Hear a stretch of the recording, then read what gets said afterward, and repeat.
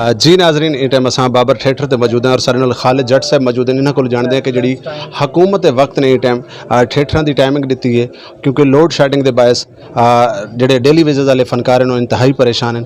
तो जट साहब को जानते हैं कि क्या आदन ये हवाले नाल जी क्या कहे, हम तो इस कदर परेशान हैं कि समझ नहीं आ रही। पब्लिक ख़राब हो रही है। जो बाज़ार बंद करने का टाइम है उस टाइम पे हमारे थिएटर शुरू हो जाते हैं। ज़ाहिर बात है, पब्लिक ने अगर दुकानें बंद करनी है उसके बाद घर जाएंगे, खाना पीना खाएंगे, फिर उसके बाद थिएटर पे आएंगे ना, तो तब तक तो ड्रामे का टाइम ख़त्म हो जाता है।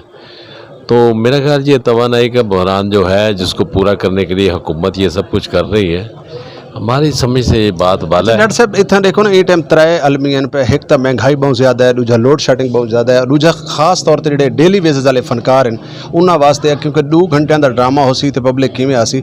हुकूमत वक्त को क्या पैगाम दसो कि इनके वास्ते फनकारा वास्ते, क्योंकि फनकार इस टाइम इंतहाई परेशान हैं, उनके हवाले नाल क्या आखो?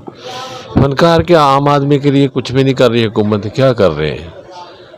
मेरी तो समझ से बाहर है बात। महंगाई इस कदर ज़्यादा होगी कि हर बंदा परेशान है, और जो हमारे छोटे फनकार हैं ना बेचारे, वो तो बहुत ज़्यादा परेशान हैं, जिसमें साउंड ऑपरेटर है, जिसमें ये गार्ड है या अपने इसका अमला है दूसरा, वो बेचारे मेकअप मैन है, प्रेस मैन है, ये सारे बेचारे डेली वेजेस वाले हैं। तो उनके घरों के तो चूल्हे बिल्कुल ठंडे हो चुके हैं।